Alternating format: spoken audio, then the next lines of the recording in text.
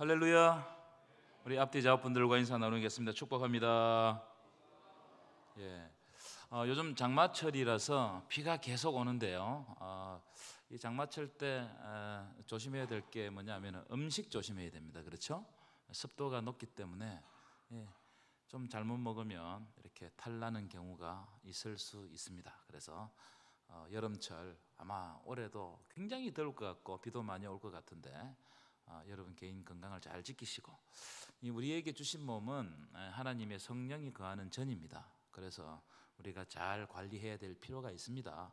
그래서 이 육신의 몸 굉장히 중요해요. 그래서 여러분 건강 관리 잘 하시기 바랍니다. 자, 지난주 내용을 잠시 복습하고 오늘 내용으로 들어가도록 하겠습니다.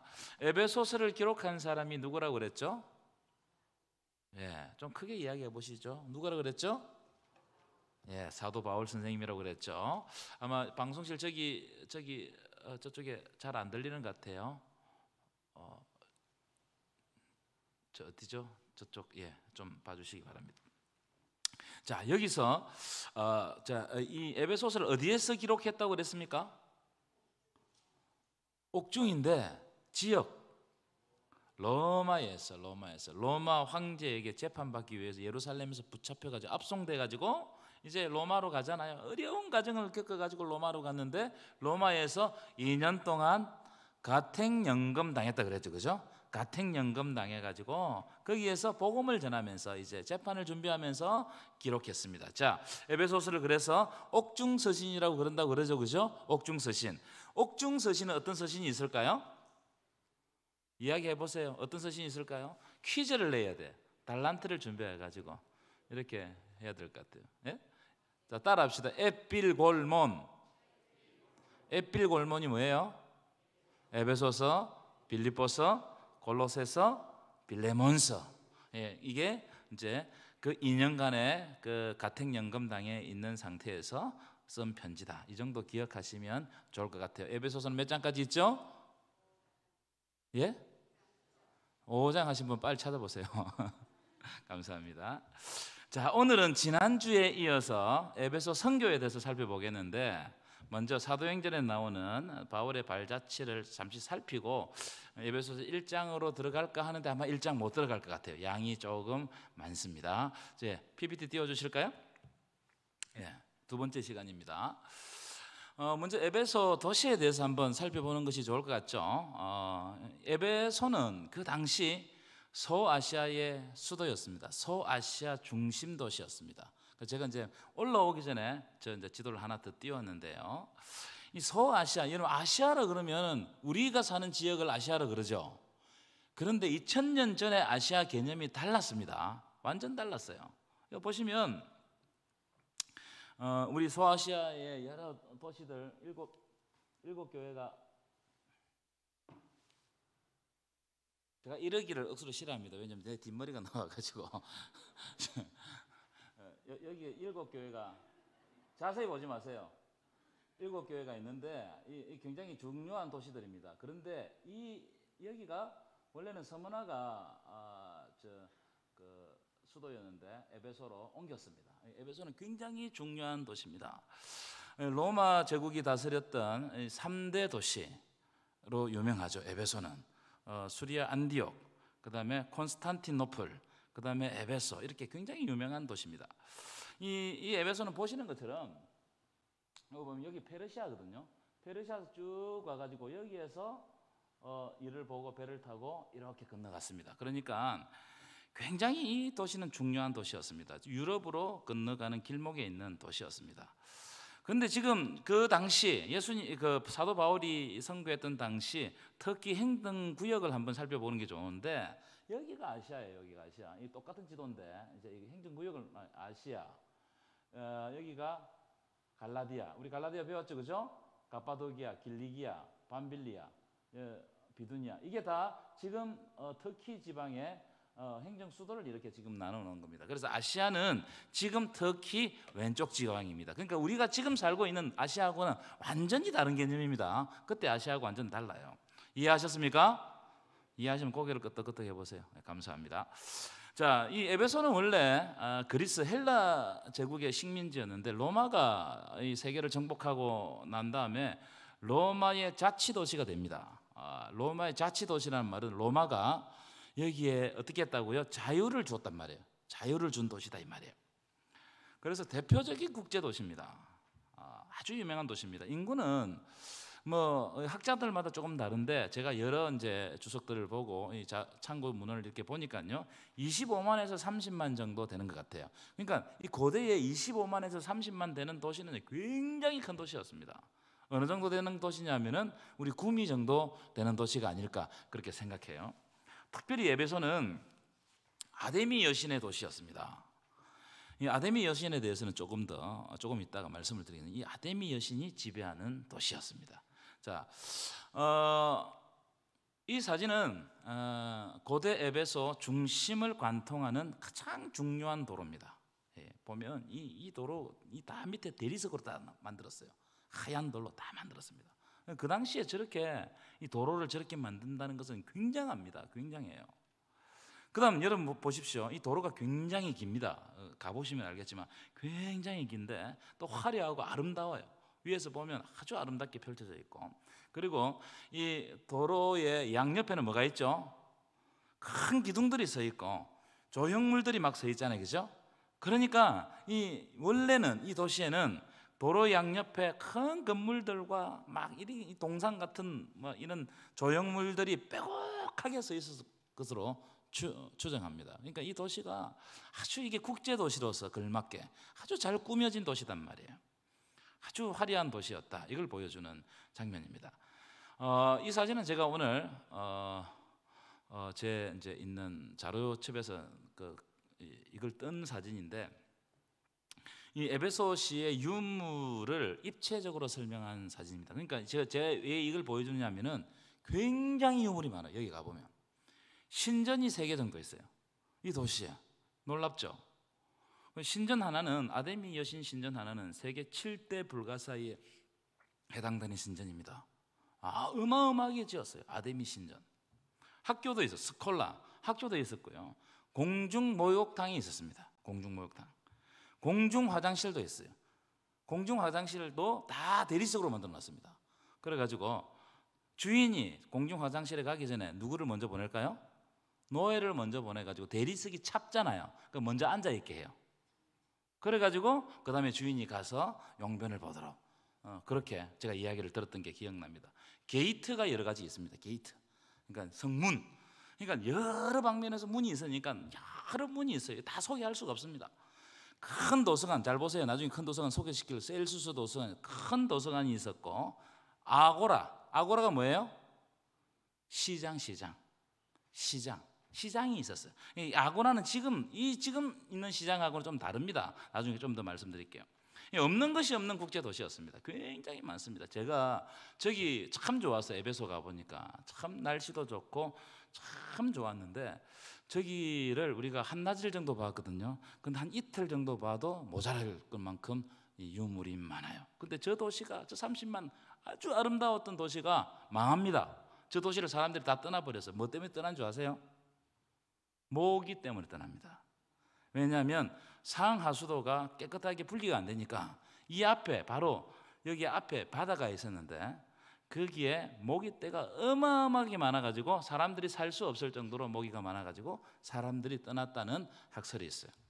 자, 이 사도 바울은 이 아주 아름답고 이 문화가 융성했던 이 도시를 거점으로 이 아시아, 아까 앞에 말씀드렸죠, 아시아에 이 거점으로 해가지고 아시아에 복음을 전하려고 했어요.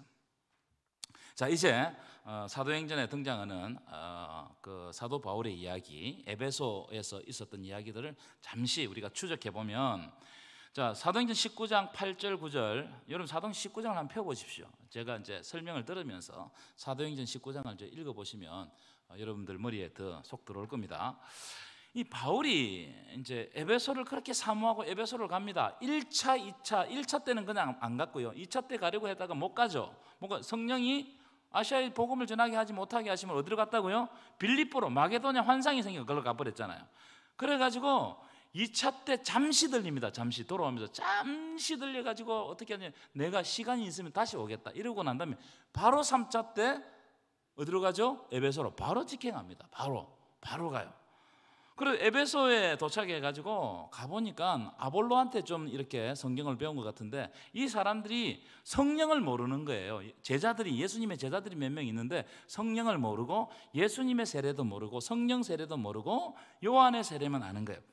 그래서 이 사람들에게 기도를 했더니 성령이 막 임했어요. 그들이 성령이 임했어요. 그 다음에 바울이 에베소에 가가지고 회당에 들어갑니다. 회당. 이 사도 바울은 가는 곳마다 회당에 들어가죠. 왜냐하면 자기 동족이 거기 있기 때문에. 그래서 이 회당에서 3개월 동안 하나님 나라를 선포했습니다. 예수 그리스도를 통하여서 도래한 하나님 나라. 여러분, 하나님 나라는요, 예수 그리스도와 함께 오는 거예요. 아멘이십니까? 예수 그리스도의 말씀과 함께 오는 게 하나님 나라예요. 자, 그랬더니 9절 보세요. 19장. 그 회당에서 몇 달 동안요? 이걸 기억했어요. 3개월 동안. 그랬더니 9절 보실까요? 9절 시작. 어떤 사람은 마음이 굳어 순종하지 아니하고 무리 앞에서 이 돌을 비방하는 거예요. 유대인들은 예수라고 그러면은 이게 막 안 되는 말, 못 믿는 것 같아. 하나님이, 예수가 하나님이라고 그러니까 믿을 수 있겠습니까? 그래서 바울이 안 되니까 그들을 떠나, 회당을 떠나가지고 제자들을, 이 하나님의 복음을 믿는 제자들을 따로 세우고 어디에서 강론했다고요? 두란노 서원에서 강론했다는 겁니다. 그 유명한 두란노 서원이 여기에 날 두란노 서원. 두란노 많이 들어보셨죠? 우리 기독교 서점 책 하시는 또 두란노가 있고, 두란노 여기서 따온 겁니다. 자, 이 사진 보시면 두란노 서원을 보여드릴게요. 이 사진은 제가 찍은 사진입니다. 셀수스 도서관인데, 이 도서관 앞에 서면, 지금 제 얼굴이 크게 나와서 그렇지 저 도서관 굉장히 큽니다. 어마어마하게 큽니다. 얼마 정도 컸냐면은 그 당시 2000년 전에 이 도서관에 책이 2만 권 있었다고 그래요. 하나도 안 놀라시네. 여러분 집에 책 몇 권 있어요? 그런데 지금으로 생각하면 안 됩니다. 그 당시에 2만 권이 있었어요. 이 고대 사회에서는 어마어마한 겁니다. 이 도서관 안에 두란노 서원이 있었던 것으로 추정됩니다. 도서관이 굉장히 크기 때문에 그 안에. 두란노 서원은 두란노라는 사람, 티라누스라는 사람이 개설한 개인 철학 학당입니다. 티라누스. 이 티라누스는 어떤 사람이냐면 굉장히 유명한, 이 에베소의 아주 유명한 철학자, 수학자였어요. 이 사람의 제자들이 굉장히 많았습니다. 고대 헬라 지역, 헬레니즘 문화가 있었던 지역은 철학이 융성했기 때문에 유명한 선생이 있으면 그 밑에 개인 학당을 두고 철학을 가르쳤어요. 소크라테스 뭐 이런 사람들, 그죠? 에피쿠로스, 다 그런 사람들입니다. 자기 개인 학당에서 철학을 가르치는 거예요. 이 두란노도 똑같은 사람이에요. 두란노도 아주 유명한 철학자인데 제자들이 많았단 말이에요. 그러니까 두란노 이 소원에, 두란노가 가르치는 이 학당에 강의가 없을 때 이 사도 바울이 이곳을 빌려서 사용했던 것이 아닌가, 이렇게 추정을 합니다. 그러니까 두란노 서원에 들어가 가지고 강의가 매일 있는 게 아니죠. 어떤 그 신약학자 글을 보니까요, 아마 낮 시간에, 더울 낮 시간에 들어가서 이 강의를 했을 것이다, 그렇게 기록이 되어 있더라고요. 자, 10절 볼까요? 10절, 19장 10절 읽어볼까요? 시작. 주의 동안 이같이 하니 아시아에 사는 자는 유대인이나 헬라인이나 다 주의 말씀을 듣더라. 자, 몇 년 동안 가르쳤다고요? 예? 2년 동안. 2해 무슨 말인지 모르겠어요? 2년 동안. 자, 앞에 몇 개월 가르쳤죠? 그러면 얼마 정도 있은 거예요? 최소한 여기 에베소에 2년 3개월은 있은 거예요. 그래서 3년 있었다고 추정하는 학자들이 많아요. 그런데 여기에서 두란노 서원에서 이 사도 바울이 유대인이나 헬라인이나 가릴 것 없이 하나님의 말씀을 가르쳤어요. 그러니까 이들이 하나님 나라, 예수와 하나님 나라에 대한 강론을 듣는 거예요. 얼마 정도? 2년 동안. 여러분, 하나님의 말씀은요 2년 동안은 꾸준히 들어야 돼요. 난 그렇게 생각합니다. 왜 2년을 가르쳤을까? 그 정도 해야 믿음이 생겨요. 2년 동안 하나님의 말씀을 듣고 실행하고 마음에 새기고 그 말씀을 복습하고 예습하고 자기의 삶에 이 적용을 해야 비로소 그때 그리스도인이 될 수 있다 이 말이에요. 여러분, 하나님의 말씀이 굉장히 중요합니다. 여기 보십시오. 유대인이나 헬라인이나 다 주의 말씀을 듣더라. 여러분, 하나님의 말씀은 활력이 있어 좌우에 어떤 것보다도 예리하여 혼과 영과 관절과 골수를 찔러 쪼개는 줄 믿습니다. 하나님의 말씀이 우리의 마음에 오면요, 그 말씀이 진동시키는 거예요. 내 마음을 진동시켜가지고 결단하게 만들어요. 믿음이 생기게 만든다 이 말이에요. 인간의 말은 그렇지 않아요. 근데 하나님의 말씀 가운데 하나님께서 역사해 주시는 거예요. 자, 그래서 어떤 현상이 일어났느냐? 2년 동안 가르쳤어요. 자, 9장 11절입니다. 하나님이 바울의 손으로 무엇을 행하게 하시니? 놀라운 능력을 행하게 하시니. 자, 12절. 심지어는 사람들이 바울의 몸에서 수건이나 앞치마를 가져다가 병든 사람이 얹으면 어떻게 됐다고요? 그 병이 떠나고 악기도 나가더라. 여러분, 이걸요 기적적인 사건으로 보면 안 돼요. 이건 말씀의 사건이에요. 말씀의 사건. 바울을 통해서 하나님 나라의 말씀이 딱 선포되니까 그 말씀을 믿고 결단하는 사람들에게는 하나님 나라의 역사가 일어나 버리는 거예요. 놀라운 일 아닙니까? 그래서 병도 떠나가고 악기도 떠나가고 하나님의 임재를 그들을 통해 가지고, 말씀을 듣는 사람을 통해 가지고 딱 보여주시는 겁니다. 여러분, 여러분들이 어릴 때 이런 경험 해보지 않았었습니까?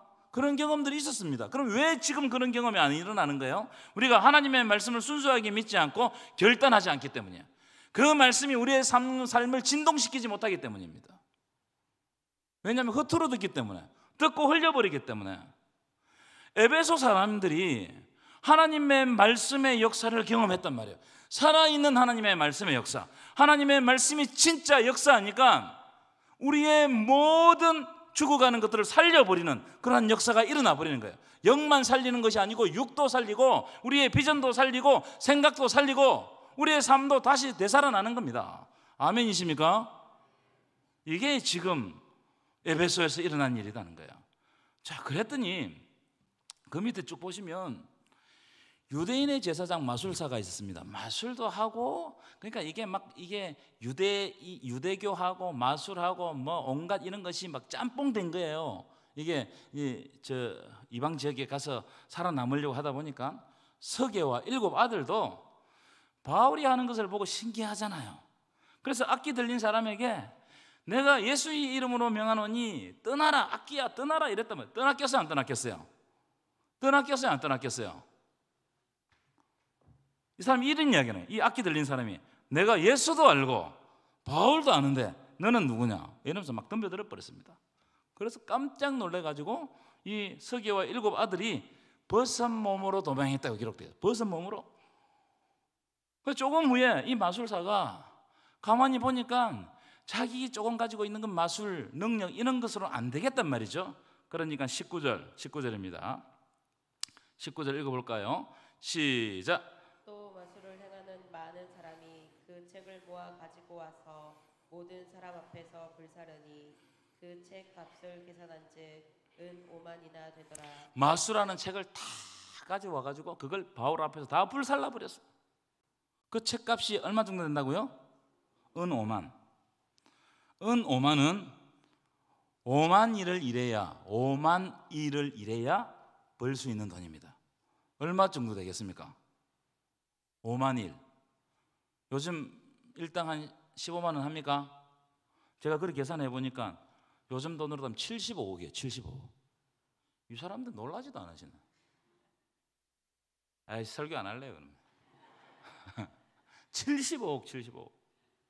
그러니까 여러분, 이게 뭘 보여주느냐 하면은 이 서기와 7 아들이 하나님 나라 역사를 보고 자기가 따라하려 했더니 이건 마술로는 안 된단 말이에요. 하나님의 능력이 임해야 하나님 나라가 드러난단 말이죠. 이걸 깨닫는 순간 자기가 지금까지 의지하고 믿었고 행했던 모든 것을 다 내려놓고 불태웠다 이 말이에요. 여러분, 예수 믿는 것은 이런 겁니다. 예수 믿는 것은 자기가 지금까지 의지하고 행하고 내가 알고 있던 경험들을 내려놓고 예수를 믿는 거예요. 아멘이십니까? 제가 여러 번 말씀드려요. 예수 믿는 사람에게 가장 안 되는 게 뭐라고 그랬어요? 예수 믿는 것이라고 그랬어요. 예수 믿는다고 하는 사람들이 가장 안 되는 게 예수를 안 믿어요. 진짜 안 믿습니다. 그냥 와가지고 좋은 말씀 들으러 오는 거예요. 그러면 역사가 안 일어납니다. 예수를 믿으세요. 예수를 믿을 때 하나님께서 능력을 더해 주실 줄 믿습니다. 왜냐하면 예수에게는 생명의 능력이 있어요. 부활의 능력이 있어요. 아멘이십니까? 만약 그걸 못 믿는다면 안 하는 게 맞아요. 예수를 믿어야 돼. 예수를. 자, 20절입니다. 20절 굉장히 중요한 말씀이에요. 에베소에서 너무나 중요한 말씀. 시작. 이와 같이 주의 말씀이 힘이 있어 흥왕하여 세력을 얻으니라. 아멘이십니까? 여러분, 우리 교회에 주의 말씀이 힘이 있고 흥왕하여 세력을 얻기를 축원합니다. 여러분, 인간적인 말이 힘이 있고 흥왕하여 세력을 얻으면 무너져요. 다 무너집니다. 한번 보십시오. 인간적인 말이 득세하면요, 하나님의 말이 없어져요. 하나님의 말이 적어져요. 그러니까 그 말 가지고 막 옥신각신하다가 무너진다 이 말이에요. 그런데 에베소에는 2년간 가르쳤지만 하나님의 말씀, 주의 말씀이 힘이 있는 거예요. 왜냐하면 그 말씀이 그들의 삶을 변화시키고 작동시키고 그들을 감동시켰기 때문에. 그러니까 그 사람들로 말미암아 흥왕하여 세력을 얻게 되는 거예요. 그러니까 이게 하나님의 말씀을 들었던 사람들이 막 움직이니까 능력이 막 드러나는 것처럼 보여요. 그래서 여러분, 영적 분위기가 굉장히 중요합니다. 말씀을 듣고 행하고 함께 예배, 감격의 예배를 드리고 함께 기도하고, 이건 이 영적 분위기는 너무나 중요한 일이에요. 영적 분위기는요, 올리기는 힘들어요. 내리기는 금방 내려가 버립니다. 한 번에 참을 쫙 끼얹듯이. 그런데 그 다음에 다시 올리고자 하면 어마어마하게 힘든 것이 영적 분위기입니다. 하나님의 말씀이 힘이 있고 흥왕하고 세력을 얻도록 우리가 우리의 삶을 헌신해야 될 줄 믿습니다. 이 이야기를 하고 있단 말이에요.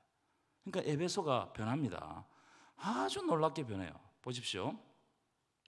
자, 이 지금 그림처럼 이 에베소에 나타난 하나님의 말씀의 역사, 이 사람들이 힘이 있고 이제 능력이 행하고 하나님의 말씀대로 살기 시작하니까 에베소 사람들이 위축이 된단 말이에요. 갈등이 일어난단 말이에요. 자, 여러분, 하나님의 말씀이 흥왕하면 가장 첫 번째 일어나는 일은 우상을 철폐하게 됩니다. 내 속에 있는 우상을 다 철폐합니다. 내가 의지했던 걸 다 내려놓습니다. 왜냐하면 하나님의 말씀이 살아있다는 것을 아는 순간 내가 의지하는 걸 다 버립니다. 그래서 베드로가 예수께서 나를 따르라 했을 때 어떻게 합니까?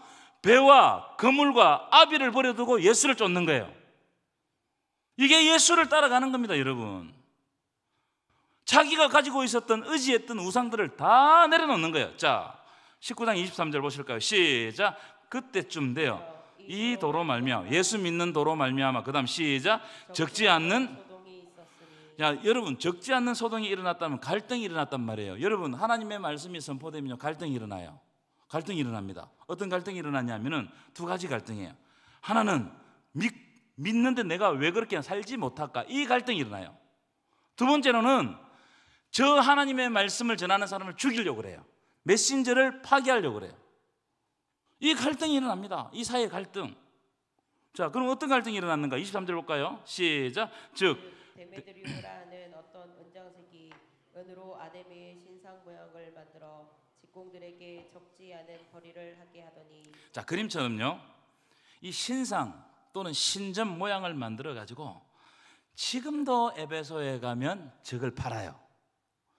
그 당시에는 은으로 아주 예쁘게 지금 저렇게 만들어 가지고 이 사람들이 굉장히 국제 도시니까 사람들이 많이 오잖아요. 아데미 여신은 굉장히 유명한 신입니다. 좀 이따 말씀드릴게요. 그러니까 이 신상을 만들어 가지고 예쁘게 해 가지고 파는 거예요. 여러분, 이게 돈벌이가 되겠어요, 안 되겠어요? 엄청난 돈벌이가 됐겠죠. 자, 그런데 자, 아데미 여신부터 봅시다. 이 아데미 여신은 우리가 많이 제가 몇 번 소개했기 때문에 몇 번 봤습니다. 아데미 여신은 달의 신입니다. 달의 신. 가슴이 많은 것을 보니까 풍요의 여신입니다. 그렇죠? 풍요를 기원하는 신입니다. 잘 살려면은 다 이 신을 섬겨야 되는 거예요. 자, 그런데 이게 가슴이 많다는 그만큼 음란하다 이 말이에요. 음란하다. 이게 지금 제가 좀 써놨죠, 그죠? 이 로마의 박물관에도 있고, 바티칸에도 있고, 에베소에도 박물관에도 있고, 여러 군데 이 아데미 여신상이 발견됩니다. 이 무슨 말이에요? 소아시아와 헬라와 로마 지역에 이게 이 신을 섬기는 사람들이 엄청나게 많았다 이 말이에요. 자, 그다음 이 신전이 얼마나 컸느냐면 지금 여러분 아까도 말씀드린 아데미 신전은 그 당시 아데미 7대 불가사의, 사람이 만들 수 없는데 어떻게 만들었지? 이게 7대 불가사의 아니겠습니까? 자, 왼쪽 위에 그림은 상상도입니다. 진짜인 게 아니고 저 정도 컸다는 건데, 오른쪽 사진이 뭐냐면 오른쪽, 지금 잘못 배치했네요. 내가 저렇게 배치 안 했는데, 여러분들 오른쪽 밑에 사진 있죠? 오른쪽 밑에 저 사진이 지금 현재 남아있는 아데미의 유적입니다. 기둥 하나만 남아있어. 기둥 하나만 가보면 아데미 여신전에 갔는데 기둥밖에 없어. 저것밖에 없어요. 볼 게 별로 없습니다. 그런데 이 신전이 얼마나 컸는지를 유추할 수 있는 신전들이 있어요. 자, 오른쪽 위에는 뭐냐면은 소아시아 4대에 있는 아데미 신전이에요. 어마어마합니다. 지금 저 기둥 있죠? 저 두 사람이 해도 겨우 잡을까 말까요? 어마어마해요. 오른쪽 아래 사진은 어떤 사진이냐면은 이 요르단에 있는 신전입니다. 이 신전 안에 어마어마 큰 그 아데미 여신상이 있을 것으로 추정한다 이 말이에요. 자 2절 읽어보고 26절 읽어보겠습니다. 26절. 사도 바울의 말씀이 얼마나 강력했는지를 지금 이 말씀 한 말씀에 딱 드러납니다. 자, 함께 읽을까요? 시작. 이 바울이 에베소뿐 아니라 거의 전 아시아를 통하여 수많은 사람을 권유하여 말하되, 사람의 손으로 만든 것들은 신이 아니라 하니 이는 그대들도 보고 들은 거예요. 이게 누구냐면 언장색들, 데메드리오 언장색이 한 말이에요. 무슨 말이냐면 바울이 와가지고 복음을 전하니까 사람들이 신상을 안 산단 말이에요. 큰일 난 거예요. 여러분, 이게 단순히 신상을 안 사는 게 아니고 우리 입장에서 볼 때는 하나님의 말씀이 증거되니까 그 말씀을 깨닫고 어떻게 되는 거예요? 그 사람들 사이에 하나님 나라 역사가 일어나 버린 거예요. 그래서 신상이 필요가 없는 거예요. 아멘이십니까? 그래서 그 에베소의 많은 사람들이 사람의 손으로 만든 것은 신이 아니라고 하더라. 그러니까 가만히 생각해 보니까 사람이 손으로 만들어 놓고 거기에 절하는 것은 이게 이율배반이단 말이에요. 그러니까 이 신상과 신전 모양을 사지 않는단 말이에요. 하나님의 말씀이 2년 동안 가르쳤던 하나님의 말씀이 믿는 자들을 통해 가지고 에베소시에 작동해 버리는 거예요. 하나님의 말씀이 흥왕하는 거예요. 여러분들을 통해서도 이런 역사가 일어나기를 축원합니다. 하나님의 나라의 말씀이 우리 교인들을 통해서 이 안동 시내에 놀라운 역사들이 일어나기를 바란다 이 말이에요. 하나님 그걸 원하신다 이 말이에요. 자, 그래서 27절 계속 읽어볼게요. 27절. 자, 한번 읽어볼까요? 시작. 우리의 이 영업이 천해질 위험이 있을 천해지죠. 안 사니까. 저 어리석단 말이에요. 그 다음 시작. 큰 여신 아데미의 신전도 무시당하게 되고 온 아시아와 천하가 위하는 그의 위엄도 떨어질까 하노라 하더라. 장사가 안 된단 말이에요. 이게 28절입니다. 시작. 그들이 이 말을 듣고 분노가 가득하여 외쳐 이르되, 크다 에베소 사람의 아데미여 하니. 자, 이 말을 듣고 막 이 군중 심리가 막 일어나가지고 사람들이 막 모여 들어가지고 하는 이야기가, 누가 안 크다고 그랬어요? 크다 아데미여, 크다 아데미여, 크다 아데미여 이러면서 온 시내에 가가지고 아마 아고라 이 시장에서 이 바울과 같이 다니는 29절 보시면 마게도냐 사람 가이오와 아리스다고가 복음을 전하고 있는데 그 두 사람을 붙들어 가지고 일제히 연극장으로 막 끌고 가는 거예요. 크다 아데미여, 크다 아데미여 이러면서 막 데모하듯이. 자, 이들이 잡혀간 연극장을 보여드릴게요. 어마어마한 연극. 여기 가보십시오. 이 에베소 대극장인데 여러분, 여기에 얼마 정도 수용할 것 같습니까? 얼마 정도? 말해보세요. 2만 5천 명에서 3만 명을 수용할 수 있답니다. 빡빡하게 앉으면. 여러분 생각해 보세요. 가만히 생각해 보십시오. 아까 제가 에베소 인구가 몇 만이라고 그랬죠? 25만에서 30만인데 극장이 2만 5천 명 이상을 수용할 수 있다면 이 극장은 진짜 어마어마한 겁니다. 그렇죠? 10분의 1을 수용한단 말이에요. 그런데 이 극장 말고도 다른 소극장이 하나 더 있어요. 에베소 사람들이 극장 문화에 빠져 살았다 이 말이에요. 여기서 전쟁 영웅들의 이야기, 엄난한 이야기 이런 것들이 연극되었고 재판도 여기에서 했어요. 그래서 가이오와 아리스타고를 복음 전하는 가이오와 아리스타고를 붙잡아 가지고 여기를 끌고 가서 재판을 하는 장면이 19장에 나오는 거예요. 제가 여기 가보니까요, 이건 제가 찍은 사진인데 공명이 너무 잘 돼요. 제가 한번 소개했는데 요한계시록 할 때 우리 그 성지순례 팀 중에 한 분이 여자 목사님이셨는데 성악을 했어요. 근데 여기 가서 노래 부르면 안 되거든요. 근데 한국 사람은 꼭 여기 가서 노래를 부르더라고. 근데 아주 적은 소리로 노래를 부르는데도 어느 곳에서든지 똑같이 들려요. 이 굉장하더라고요. 그러니까 이 마이크 시설이 하나도 없어도 연극을 할 수 있는 거예요. 여기서 재판도 하고 연극도 하고 공연도 하고 다 했어요. 굉장히 큽니다. 굉장히 커요. 자, 지금 보시는 여기가 아고라예요. 아고라. 이 아고라인데 아고라는 시장입니다. 이 시장인데 자, 여기 어디 있냐면은 아까 여기 이거 있고 바로 요 밑에가 아고라예요. 여기 요 위에 있죠, 그죠?